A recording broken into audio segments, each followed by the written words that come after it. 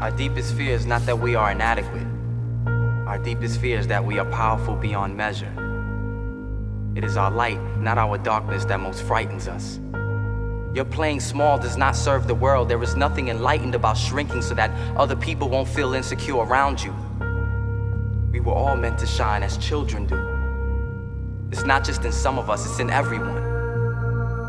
And as we let our own light shine, we unconsciously give other people permission to do the same. As we are liberated from our own fear, our presence automatically liberates others.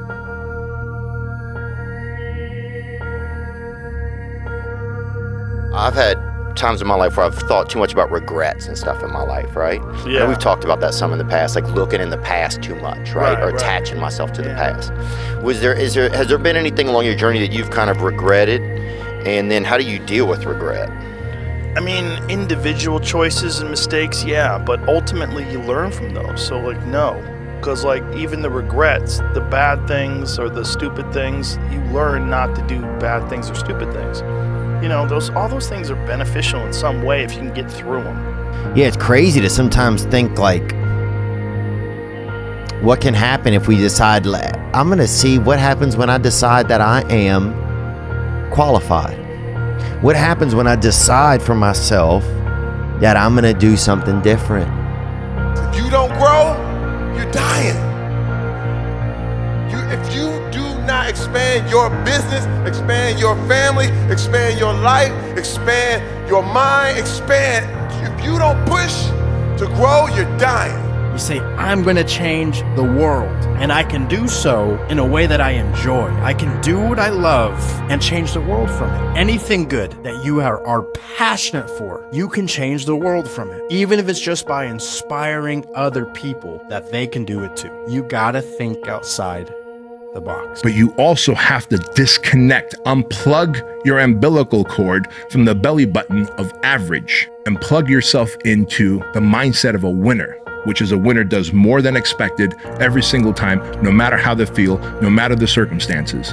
A winner shows up 10x times more than the average person. A winner has these unreasonable expectations of himself. A winner knows that he's destined for greatness. And no matter how many people around him tell him to slow down, be careful, watch out, that's too risky, you don't have the genetics, the DNA, the money, the mind, the brain power for that. You ever had a gut feeling that maybe you were meant for more? But you weren't really sure what the next best steps were to achieve it? Me too. So what's your more? What's your destination? And I'm not talking about just more money or more things. I'm also talking about more love, more joy, more choice, more balance, more trust. What's your more? Staying on the top is not the same thing as reaching the top. Many individuals can reach the top, but very few individuals stay at the top because the accountability among their team and among themselves starts to deteriorate once they've reached the top. I believe that your full potential is not revealed to you until you freaking sharpen the sword, until you're out there in battle, you go fix it, you back up and you have a loss or two, and you're like, I gotta win. Like, my full potential is being realized right now. You find your potential by getting up every day, pushing, shoving. Don't let life pass you by. If you can dream it, if you can believe it, you can achieve it. It can potentially become yours with the right energy input, the amount of work ethic necessary, and a good attitude. Understand that you have one life. How you live it is your choice, but life will pass you by. You don't want to be the person that wakes up 30, 40, 50 years from now and regrets what they did. Regrets who they hung out with. Regrets the decisions that they took. The inability to exercise at an early age, the inability to develop a massive quality network or to start that business that you always desired. Don't let life pass you by, because if you do not take life by the horns, life will just continue flowing.